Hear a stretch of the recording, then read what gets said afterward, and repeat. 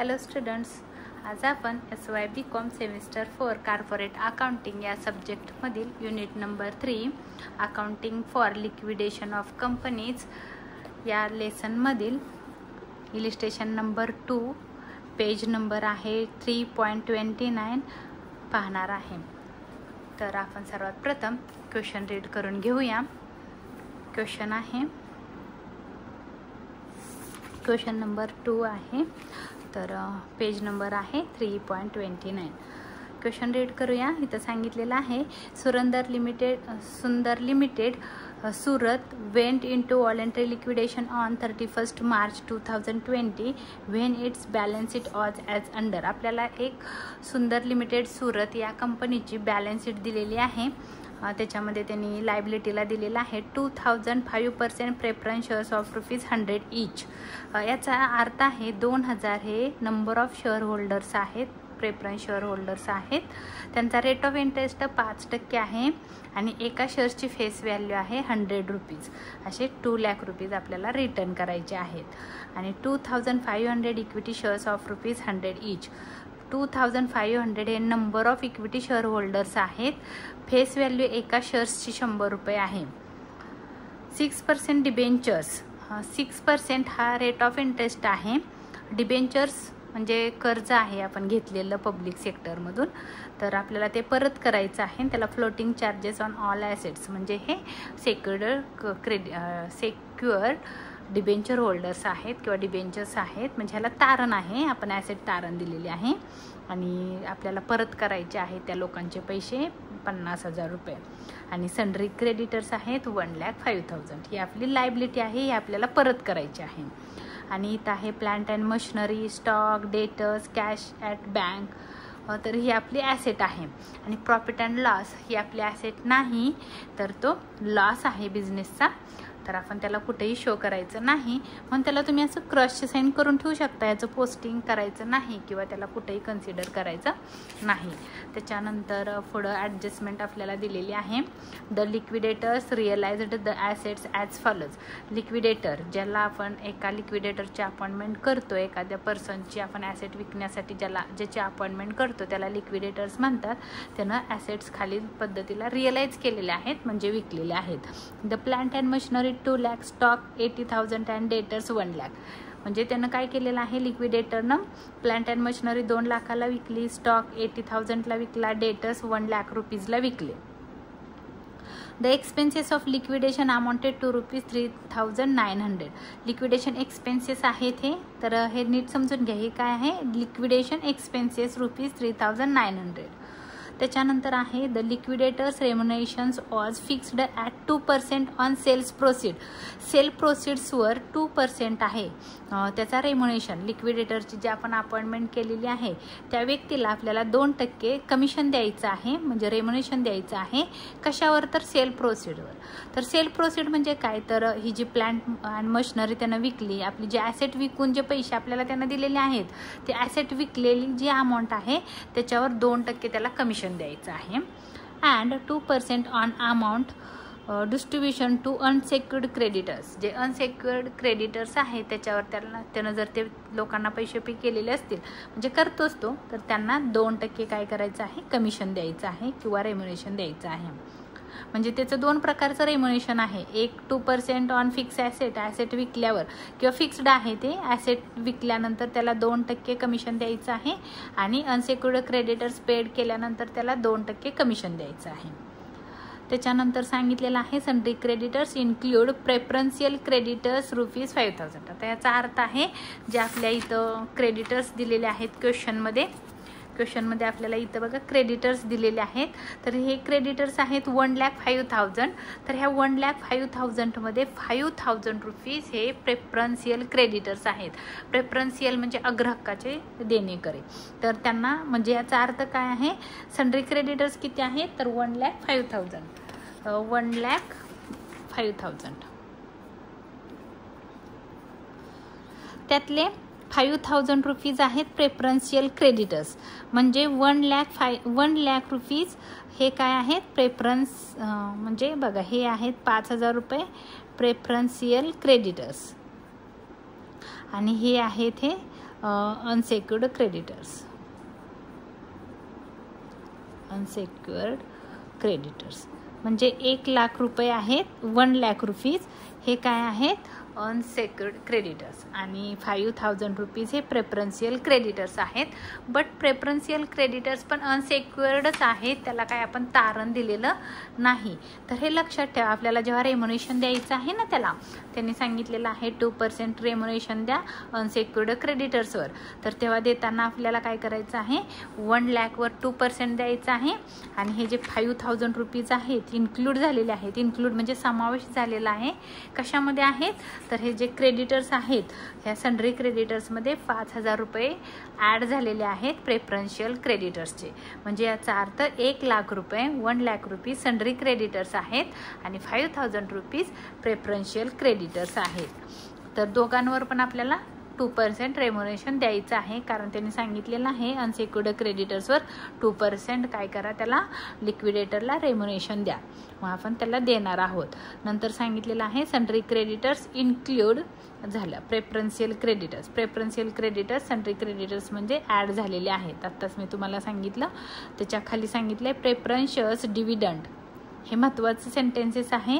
Preference shares सांगितले, not creditors. काय आहे, प्रेफरन्स शेअर्स डिव्हिडंड म्हणजे त्यांचा जो लाभांश आहे किंवा व्याज आहे ते was paid up to 31 March 2018. आता इथं तुम्हाला खूप विचार करायचा आहे, कारण जी आपली कंपनी आहे तिचं वाइंडिंग अप कधी झालेलं आहे, तर 2020ला 31 मार्च 2020. आणि त्यांनी इथं काय सांगितलेलं आहे की 2018पर्यंतच त्यांना जो डिव्हिडंड होता प्रेफरन्स शेअर होल्डरांना, म्हणजे त्यांचं जे व्याज होतं ते 2018पर्यंतच दिलेलं आहे. म्हणजे 18 नंतर 2020पर्यंत त्यांना व्याज दिलेलं नाही, म्हणजे डिव्हिडंड दिलेला नाही.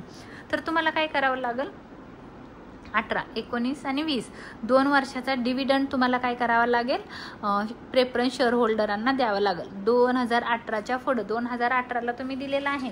म्हणजे कसं येईल बघा, तुमचं इयर आहे ते 2017ला चालू झालं असेल 1 एप्रिल आणि ते संपलं असेल 31 मार्च 2018. ह्या वर्षाचा डिव्हिडंड दिलेला आहे, मग काय झालं की आता आपल्याला 2018 नंतर नेक्स्ट इयर येईल 1 एप्रिल 2018. संपणार हे वर्ष कधी, 31 मार्च 2019. तर ह्या वर्षाचा डिव्हिडंड तुमचा द्यायचा राहिला आहे. ह्या वर्षाचा देऊन टाकलेला आहे, ह्या वर्षाचा डिव्हिडंड द्यायचा आहे. आणि आपलं करंट इयर आहे 2020. सेकंड इयर कधी चालू होईल परत, 1 एप्रिल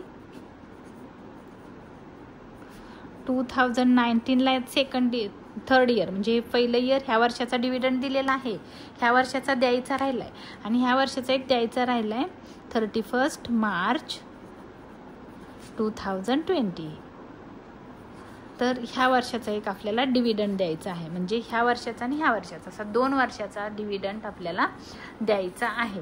तर आपण पे ऑर्डरनुसार आपण पे करणार आहोत. तेव्हा लक्षात ठेवा की 2 वर्षाचा प्रेफरन्स शेअर होल्डरांना डिव्हिडंड द्यायचा आहे.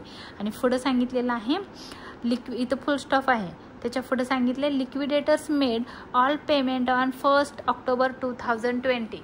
जो लिक्विडेटर आहे त्यानं काय केलं, ज्यांचं जे पेमेंट करायचं होतं, जी लायबिलिटी पेड करायची होती, त्यानं कधीपर्यंत केली, तर 1 ऑक्टोबर 2020पर्यंत त्यानं लायबिलिटी पेड केलेली आहे.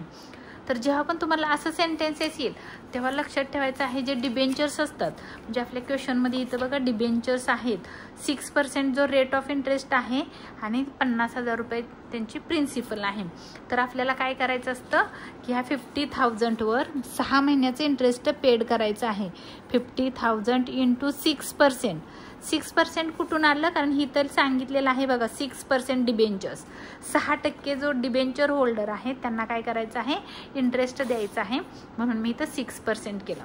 आता आपल्याला बघायचं आहे त्यांनी फक्त जेव्हा पण तुम्हाला असं म्हणतील की पेमेंट कधी केलेलं आहे, तर लिक्विडेटरनं मेड पेमेंट केलेलं आहे 1 ऑक्टोबर 2020.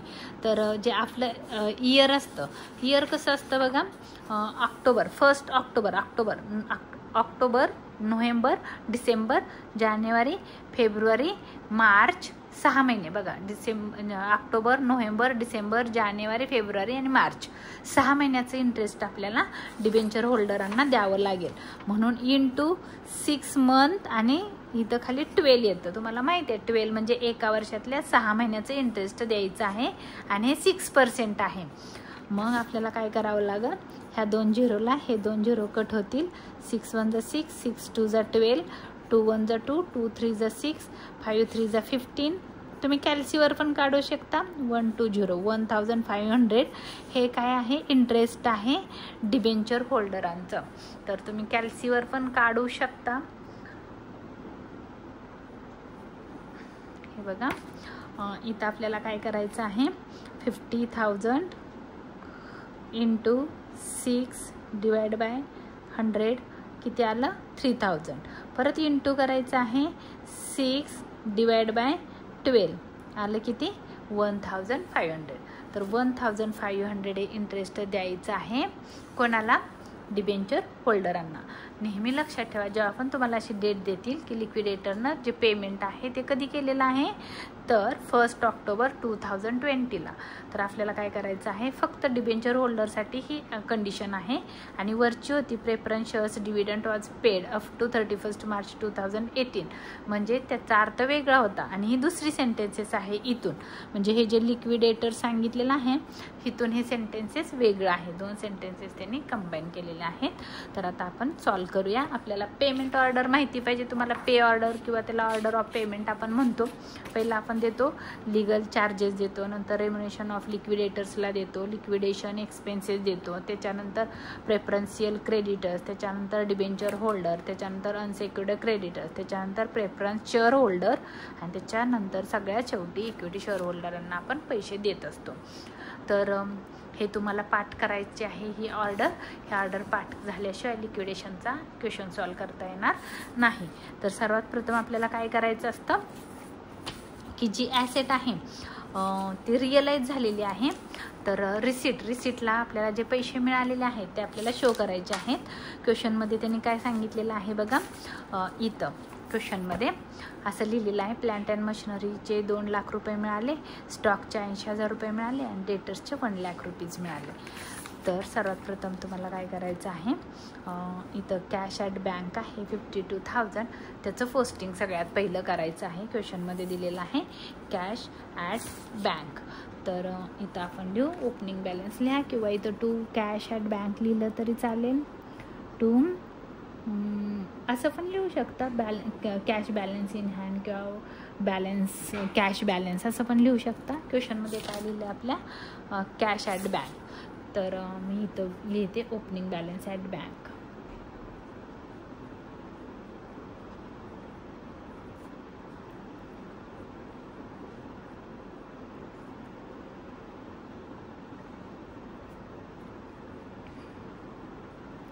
क्वेश्चनमध्ये आपल्याला किती अमाऊंट सांगितलेली आहे बघा, इथं 52,000. कॅश ॲट बँक किती आहे 52,000. मग आपल्याला दोन्ही साईडला 52,000 लिहायचे आहेत. 52,000 हा झाला बॅलन्स. बाकी इथून तुम्हाला बॅलन्स शीटवरून काही फर्स्ट करायचं नाही. त्याच्यानंतर काय करायचं आहे, क्वेश्चनमध्ये बघायचं आहे की तुम्हाला ॲसेट कितीला रिअलाइज झाल्या, म्हणजे कितीला ॲसेट विकल्या गेल्या. कारण ही आपली रिसीट साईड आहे. रिसीट म्हणजे पैसे आपल्याला मिळाले. मग इथं लिहायचं आहे आपल्याला to amount realised.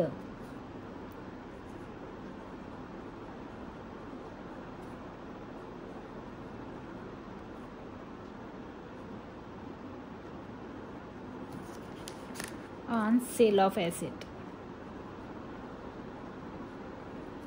on sale of assets.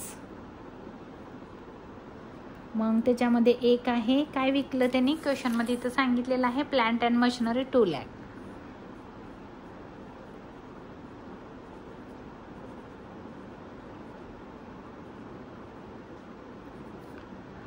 आता बघा ही इस्टिमेटेड व्हॅल्यू आहे.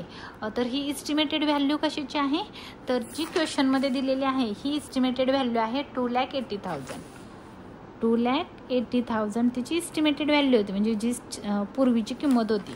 आणि आता ते रिअलाइज झालं म्हणजे विकलं कितीला, तर विकल्याची व्हॅल्यू त्यांनी आपल्याला सांगितलेली आहे क्वेश्चनमध्ये 2 लाख रुपीज. तुम्ही इथं बघू शकता 2 लाख रुपीज. त्याच्यानंतर सांगितलेलं आहे स्टॉक.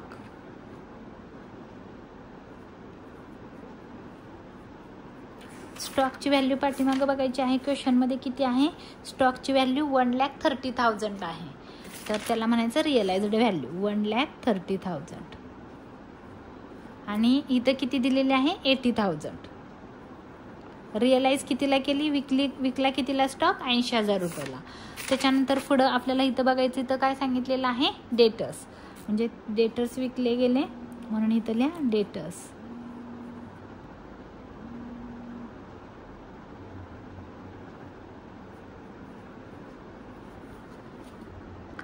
आपल्याला डेटर्सची व्हॅल्यू दिलेली आहे क्वेश्चनमध्ये 1,20,000. इथं सांगितलेलं आहे 1 लाख डेटर्सची व्हॅल्यू आहे 1,20,000.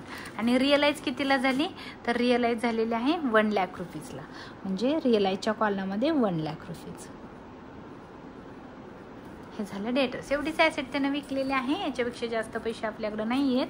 तर एवढंच आपल्याला इथं लिहायचं आहे. ही झाली तुमची रिसीट साईड. आता पेमेंट साईडला बघायचं आहे आपली पे ऑर्डर.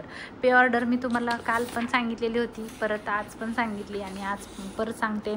लिगल चार्जेस आज क्वेश्चनमध्ये आलेत का? लिगल चार्जेस कुठेही नाहीत. आणि इथं पण बघायचं तुमच्या क्वेश्चनमध्ये काय आहे. इथं फक्त डिबेंचर्स आणि सन्ड्री क्रेडिटर्स ही 2 थर्ड पार्टी लायबिलिटी आहे. प्रेफरन्स शेअर्स आणि इक्विटी शेअर हे ओनरचं देणं आहे. आणि डिबेंचर्स आणि सन्ड्री क्रेडिटर्स हे बाहेरचं देणं आहे, कंपनीच्या बाहेरचं. एवढंच 2 लायबिलिटीज आहेत. ह्या 2 लायबिलिटीज आपल्याला पेड करायच्या आहेत मागच्या बॅलन्स शीटवरून. आणि मग बघायचं आहे इथं काय काय सांगितलं. Legal charges. तर ॲडजस्टमेंटमध्ये कुठेही लिगल चार्जेसचा उल्लेख नाही आहे. त्याच्यानंतर आहे रेम्युनेशन ऑफ द लिक्विडेटर. तर रेम्युनेशन आलेलं आहे बघा इथं. The liquidator's remuneration was fixed at 2% on sales proceed. Sales proceed नेहमी लक्षात ठेवा, ही खूप महत्त्वाची टिप आहे. हिथूनच तुम्ही काय करा, जो रेम्युनेशन आहे 2% ते ही एक व्हॅल्यू, ही एक व्हॅल्यू आणि ही एक व्हॅल्यू ॲड करून जी अमाऊंट होईल त्याच्यावर 2% त्याला काय करायचं आहे? कमिशन द्यायचं आहे किंवा रेम्युनेशन द्यायचं आहे. मग तुम्ही इथं म्हणणार आहात बाय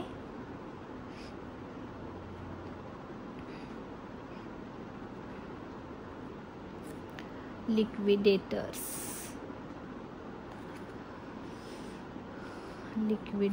रेम्युनेशन.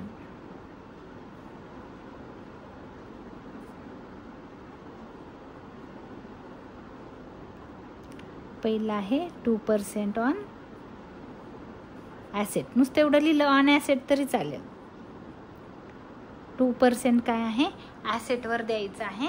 मग ॲसेटची व्हॅल्यू बघा. तर तुम्हाला इथं कळावं म्हणून ना मी इथं दॅट इज टू से ब्रॅकेटमध्ये आपली ॲसेटची व्हॅल्यू बघा कसं काढायचं आहे.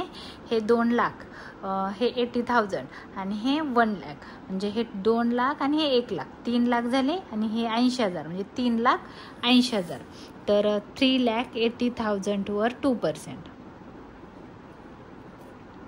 ऑन 2%.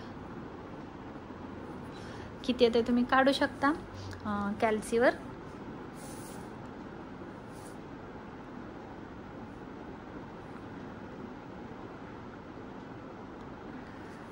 $3,80,000 3,80,000 इंटू 2%.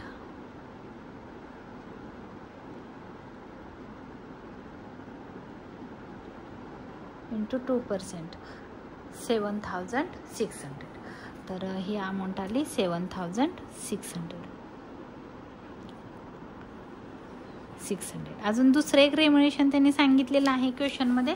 असं सांगितलं त्याच्या पुढे and 2% on amount distributed to unsecured creditors. Unsecured जे क्रेडिटर्स आहेत तिथं सांगितले बघा अँडच्या पुढं 2% on amount distributed to unsecured क्रेडिटर्सवर 2% रेम्युनेशन द्या.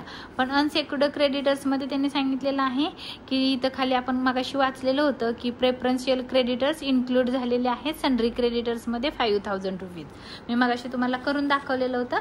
तर 5,000 रुपये हे कशामध्ये इन्क्लूड झालेले आहेत? सन्ड्री क्रेडिटर्समध्ये. मग आपण इथं बघितलं होतं सन्ड्री क्रेडिटर्स किती आहेत 1,05,000. त्यातले 5,000 रुपये प्रेफरन्शियल क्रेडिटर्स आहेत आणि बाकीचे 1,00,000 रुपये हे सन्ड्री क्रेडिटर्स आहेत. तर दोन्ही पण अनसेक्युर्डच आहे, त्याच्यावर कोणत्याही प्रकारचं तारण नाही आहे. अनसेक्युर्ड आहेत म्हणजे तारण नाही आहे, तर त्याच्यावर आपल्याला दोघांना पण प्रेफरन्शियल क्रेडिटर्स, आपण प्रेफरन्शियल क्रेडिटर्स पेड करत नाही आहे, त्याला रेम्युनेशन देतो आहे, म्हणजे कमिशन देतो आहे. म्हणून इथल्या 2% ऑन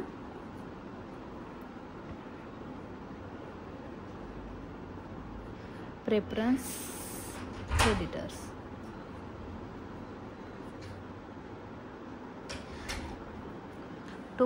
ऑन प्रेफरन्स क्रेडिटर्स किंवा प्रेफरन्शियल पण तुम्ही म्हणू शकता, प्रेफरन्शियल क्रेडिटर्स.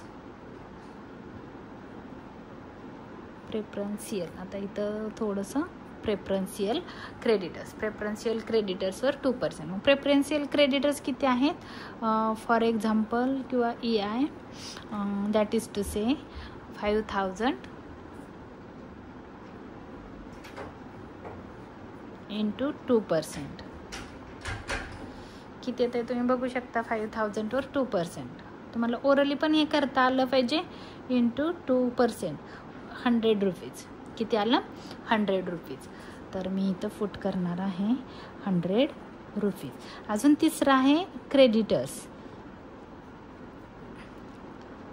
त्याला नाव आहे इथं अनसेक्युर्ड क्रेडिटर्स. अनसेक्युर्ड क्रेडिटर्स,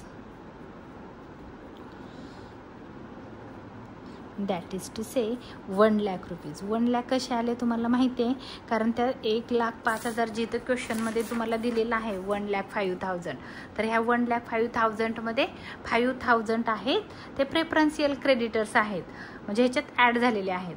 मग आपण लेस केलं तर राहिले किती मग 1,00,000 रुपये. बघा परत एकदा दाखवते. 1,05,000 हे कोण आहेत, अनसेक्युर्ड क्रेडिटर्स आहेत, असं त्यांनी आपल्याला क्वेश्चनमध्ये सांगितलेलं आहे बॅलन्स शीटला. त्यातले 5,000 रुपीज आहेत हे प्रेफरन्शियल क्रेडिटर्स आहेत.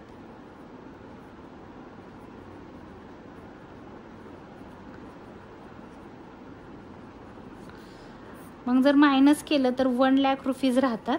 हे अनसेक्युर्ड क्रेडिटर्स आहेत, हे अनसेक्युर्ड क्रेडिटर्स आहेत. ह्याच्यावर आपल्याला 2% काय करायचं आहे, रेम्युनेशन द्यायचं आहे 2%. तुम्ही काढू शकता, मला वाटते तुम्ही कॅल्सीवर पण काढू शकता. तुम्हाला आता यायला पाहिजे 1,00,000 इंटू 2%, 2,000 रुपीज रेम्युनेशन आला 2,000. म्हणजे त्याला आपण रेम्युनेशन कसं सांगितलेलं आहे, ॲसेट सेल प्रोसीड्सवर त्याला द्यायचे आहे 2%. ॲसेट विकल्या त्यानं 3,80,000 रुपयाला, त्याला त्याच्यावर 2% कमिशन दिलं 7,600. प्रेफरन्शियल क्रेडिटर्सवर 2% दिलं 100 रुपीज. आणि अनसेक्युर्ड क्रेडिटर्सवर आपण 2% कमिशन दिलं त्याला, तर झालं 2,000 रुपीज. ह्याची टोटल करा, 7,600 प्लस 100 प्लस 2,000. आन्सर येतं इथं वर लिहू शकता, इथं लिहू शकता 9,700. लिक्विडेशन रेम्युनेशन आहे 9,700 रुपीज. त्याच्यानंतर आपली पे ऑर्डर बघायची आहे. पे ऑर्डरमध्ये काय सांगितलं आहे बघा. आता आपला रेम्युनेशन देऊन झाला, हे तर क्वेश्चनमध्ये नाही आहे. लिक्विडेशन एक्सपेन्सेस 3 नंबरला काय द्यायचं आहे, लिक्विडेशन एक्सपेन्सेस. तर क्वेश्चनमध्ये बघा लिक्विडेशन एक्सपेन्सेस दिलेला आहे का, तर इथं आहे बघा बीमध्ये, the expenses of liquidation amounted to ₹3,900. तर ह्याचा नंबर आहे, आता इथं लिहायचं आहे बाय लिक्विडेशन एक्सपेन्सेस.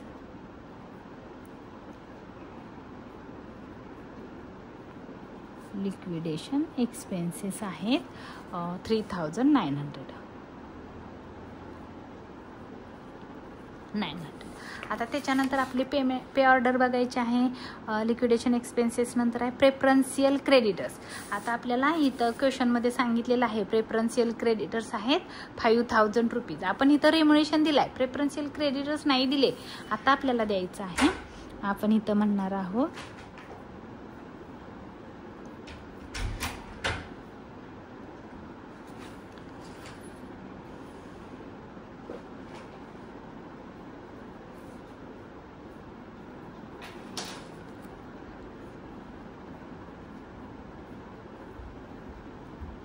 मग आता आपल्याला प्रेफरन्शियल क्रेडिटर्स किती द्यायचे आहे तिथं क्वेश्चनमध्ये सांगितलेलं आहे 5000.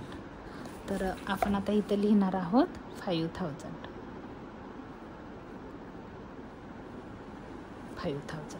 त्याच्यानंतर बघा पे ऑर्डर बघा, प्रेफरन्शियल क्रेडिटर्स नंतर सांगितले डिबेंचर होल्डर्स. त्याच्यानंतर कोण आहे डिबेंचर होल्डर. तर डिबेंचर होल्डर इथं आहेत बघा क्वेश्चनमध्ये 6% डिबेंचर होल्डर 50,000 आहेत.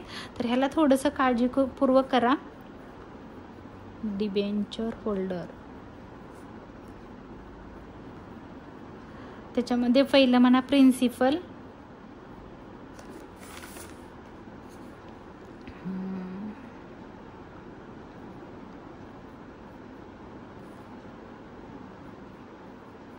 प्रिन्सिपल किती होतं बघा इथं सांगितलेलं आहे 50,000, 50,000 रुपये ही मुद्दल होती. हे पण आपल्याला पेड करायचं आहे. आणि मी तुम्हाला मगाशी तर एक सेंटेन्सेस सांगितलेलं होतं की जे हे आहे त्याने असं सांगितलं liquidator made all payment on 1 October 2020. लिक्विडेटरनं ऑल पेमेंट कधी केलेलं आहे तर 1 ऑक्टोबर 2020. तर आपण आता इथं कॅल्क्युलेशन केलेलं होतं. तर बघा आपण काय केलं, ऑक्टोबर पण पकडायचा कारण 1 तारीख दिली. ऑक्टोबर, नोव्हेंबर, डिसेंबर, जानेवारी, फेब्रुवारी, मार्च म्हणजे 6 महिने. तर 6 महिन्याचं इंटरेस्ट आपल्याला द्यायचं आहे 50,000. कारण त्यांना दिलंच नाही ना डिबेंचरवाल्यांचे पैसे. डिबेंचर हे एक प्रकारचं लोन आहे. तर त्याच्यावर किती टक्के इंटरेस्ट, रेट ऑफ इंटरेस्ट आहे तर 6%. आपल्या क्वेश्चनमध्ये बघा इथं सांगितलेलं आहे 6% डिबेंचर्स. 6% म्हणजे व्याजाचा दर किती आहे 6% आहे. तर 6% म्हणून मी इथं लिहिलं 6% आहे. आणि 6 महिने कसे तर क्वेश्चनमध्ये सांगितलेलं आहे त्यांना 1 ऑक्टोबर 2020ला पेमेंट केलं. बघा एप्रिलपासून जावा, एप्रिलचं व्याज द्यावं लागेल. मे, जून, जुलै, ऑगस्ट, सप्टेंबर आणि 1 ऑक्टोबर नका पकडू. तर 6 महिन्याचं इंटरेस्ट आपल्याला पेड करायचं आहे. म्हणून मी इथं लिहिणार आहे 6/12. तर ह्याचं ॲन्सर आपण तुम्ही कॅल्सीवर काढून बघा 1500 येतं. हे इंटरेस्ट आहे. कोणाचं द्यायचं आहे डिबेंचर होल्डरचं. तर डिबेंचर होल्डर्सला काय करायचं आहे, डिबेंचर होल्डर प्रिन्सिपल होतं 50,000 आणि दुसरं आहे इंटरेस्ट 1500. तुम्हाला इथं असं पण करू शकता 50,000 × 6% × 6 मंथ. एप्रिलपासून जावा. एप्रिल, मे, जून, जुलै, ऑगस्ट आणि सप्टेंबर. ऑक्टोबरची 1 तारीख आहे. 1 तारीख पकडू नका कारण किती दिवस आपण त्यांचं लोन किंवा कर्ज वापरलेलं आहे, पैसे वापरलेले आहेत. तर आपल्याला काय करायचं आहे प्रिन्सिपल 50,000, इंटरेस्ट 1,500, टोटल किती झाली तर 51,500. एवढी अमाऊंट आपल्याला डिबेंचरवाल्यांना पे करायची आहे. त्याच्यानंतर आपली जी पेमेंट ऑर्डर आहे ते बघायचं आहे. डिबेंचर होल्डर नंतर कोण आहे अनसेक्युर्ड क्रेडिटर्स. आता आपण इथं प्रेफरन्शियल क्रेडिटर्स दिलेत. आता आपल्याला काय कोणाला द्यायचे आहेत अनसेक्युर्ड क्रेडिटर्स.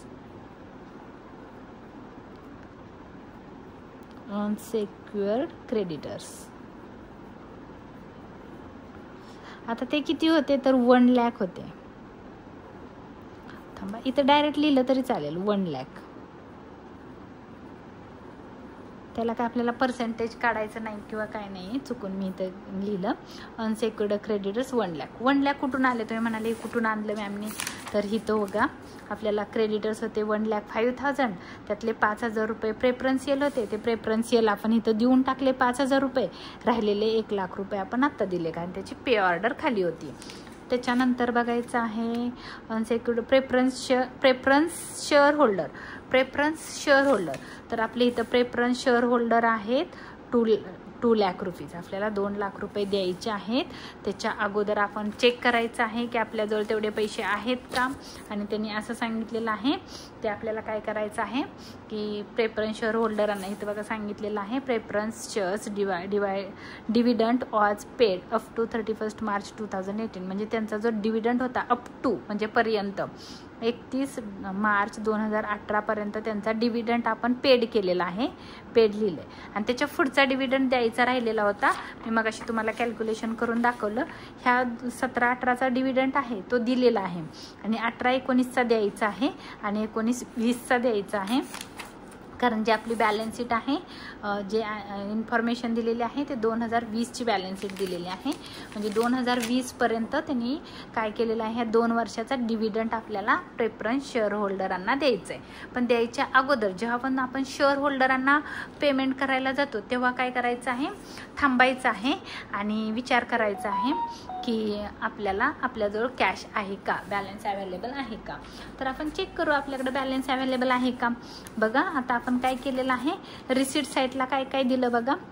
हे 2 लाख, हे 1 लाख, 3 लाख आणि हे 80, 3,80,000. पाहिजे तर तुम्हाला कॅल्सीवर मी करून दाखवते. 52,000 कॅश होते आपल्याकडे, प्लस 2 लाख 3,80,000 प्लस 3,80,000. म्हणजे आपल्याकडं किती आहे, 4,32,000. मी इथं वर्किंग नोट करून ठेवते. 4,32,000 रुपये आपल्याकडं रिसीट आहे. म्हणजे आपल्याजवळ पैसे आहेत 4,32,000 रुपये, 4,32,000 रुपीज. आता आपल्याला बघायचं आहे की आपण पेमेंट किती केलं, मग त्यातून पैसे गेले किती. तर 9,700. कधी पण जेव्हा शेअर होल्डरांना द्यायचा नंबर येतो तेव्हा तुम्ही बघायचं आहे आपल्याजवळ तेवढे पैसे आहेत का, देत जायचं नाही. पैसे असतील तरच आपण देऊ शकतो, अदरवाईज आपण देऊ शकत नाही. म्हणून 9,700, परत आहे 3,900, त्याच्यानंतर आहे 5,000, त्याच्यानंतर आहे 51,500, त्याच्यानंतर आहे 1 लाख रुपीज. म्हणजे आपण दिले किती, त्यातले पेमेंट किती केलं बघा, 1,70,000, 1,70,100 रुपीज. म्हणजे आपल्याजवळ पैसे आहेत, हे पेमेंट केलं आपण. पेमेंट म्हणजे बघा 1 लाख हे जर मायनस केले, मायनस 4,32,000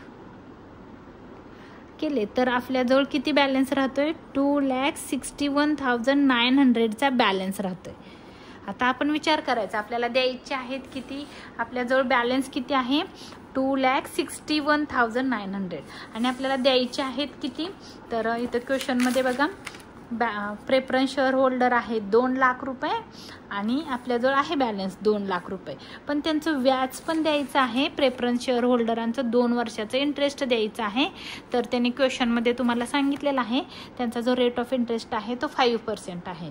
2 लाखवर 5%, 2 लाख इंटू 5% किती येतं बघा, 5 2 जा 10, 1 2 3, 10,000 झाला 1 इयरचा डिव्हिडंड. 10,000 1 इयर. एका वर्षाचा काय आहे हा, 10,000 रुपये. मग 2 वर्षाचा किती असेल तर 20,000 रुपये. तुम्ही असं पण करू शकता, 10,000 इंटू 2 म्हणजे 2 वर्षाचा येईल 20,000. तुम्हाला काय करायचं आहे, डिव्हिडंड पेड करायचं आहे. डिव्हिडंड कुणाला पेड करायचं आहे तर प्रेफरन्स शेअर होल्डरांना 20,000 डिव्हिडंड आपल्याला पेड करायचं आहे. प्रिन्सिपल किती होतं त्यांचं, 2 लाख रुपये.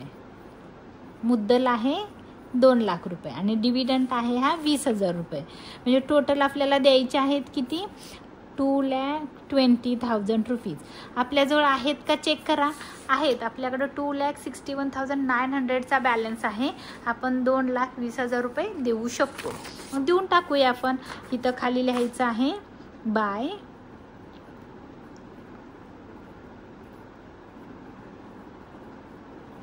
Preference shareholder.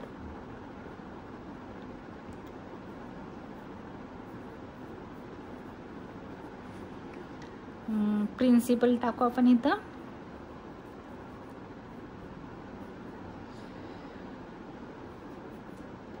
प्रिन्सिपल होतं 2 लाख रुपीज आणि दुसऱ्याला आपण डिव्हिडंड म्हणतो. डिव्हिडंड म्हणजे इंटरेस्टच असतं पण त्याला डिव्हिडंड म्हणतात. डिव्हिडंड काढलेला आहे आपण 20,000 रुपीज. असं आपण दिलं त्यांना 2,20,000 रुपये. 2 लाख प्रिन्सिपल आणि 20,000 रुपये डिव्हिडंड असं मिळून आपण त्यांना दिलेलं आहे 2,20,000. आता आपला बघायचं पैसे आपल्याजवळ किती शिल्लक आहे ते. सगळ्यात शेवटी कोणाचा नंबर आहे तर इक्विटी शेअर होल्डरांचा आहे. सर्वात शेवटी नंबर कोणाचा आहे? इक्विटी शेअर होल्डरांचा आहे. म्हणजे प्रेफरन्स शेअर होल्डरांना पूर्ण देऊन झाले. आपल्याजवळ पैसे आहेत का चेक करून बघा. आपल्याला आपल्याजवळ बॅलन्स किती होता? 2,61,900 एवढा बॅलन्स होता. त्यातले आपण काय केलं? प्रेफरन्सवाल्यांना दिले. प्रेफरन्स शेअर होल्डरांना किती दिले? तर 2,20,000 प्रेफरन्स शेअर होल्डरांना दिले. मग आपल्याकडे बॅलन्स किती राहिला बघा? 41,900 हा बॅलन्स राहिला. अजून पैसे आहेत आपल्याजवळ. म्हणजे आपल्याकडे जेवढे पैसे आलेले होते त्याच्यातून आपण पेमेंट करत चाललो आहे. तर पेमेंट करताना काय आहेत? अजून आपल्याजवळ पैसे शिल्लक आहेत. किती शिल्लक आहेत? तर 41,900. मग आता सगळ्यात शेवटची आपली पे ऑर्डर कोणाची आहे? इक्विटीवाल्यांची. Equity share holder is a owner of the company. ते कंपनीचे ओनर असतात. जी राहिलेली सगळी अमाऊंट कोणाची असते? मग इक्विटी शेअर होल्डरांची असते. म्हणून इथं लिहायचं आहे बाय इक्विटी शेअर होल्डर.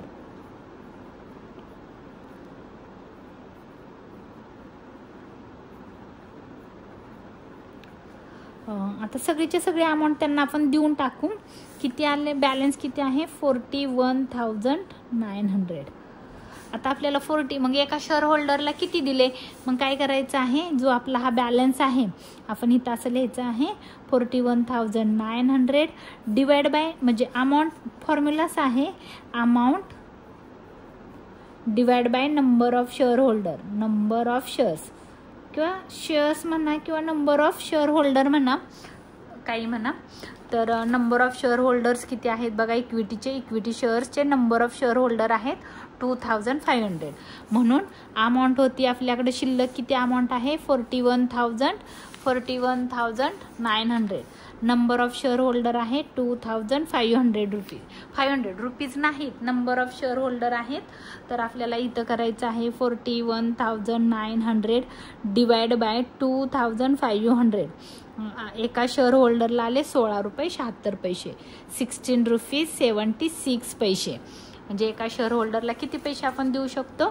तर इथं तुम्ही पुट करायचं आहे 41,900 divide by 2,500 is equal to 16 rupees 76 पैसे. तुम्ही इथं रुपीजचं साईन टाका. इथं रुपीज आहेत. ही झाली आपली क्वेश्चनचं आन्सर. आता आपल्याला दोन्ही साईडची टोटल करायची आहे. दोन्ही साईडची टोटल इक्वलच येते. तुम्ही करत बसू नका, कारण आपण जेवढे पैसे राहिलेले होते तेवढेच आपण इक्विटी शेअर होल्डरांना दिलेत. त्यामुळे तुम्ही इथं टोटल लिहू शकता. टोटल आहे मला वाटतं आपल्याकडं टोटल होती आपण केलेली होती, परत करायची गरज नाही. 4,32,000 रिसिप्टची टोटल होती. तुम्हाला करायची असेल तर तुम्ही करू शकता, करून बघू शकता. मला वाटतं बरोबर आहे 4,32,000. 4,32,000 हे झालं आपलं आन्सर क्लोज. 4,32,000.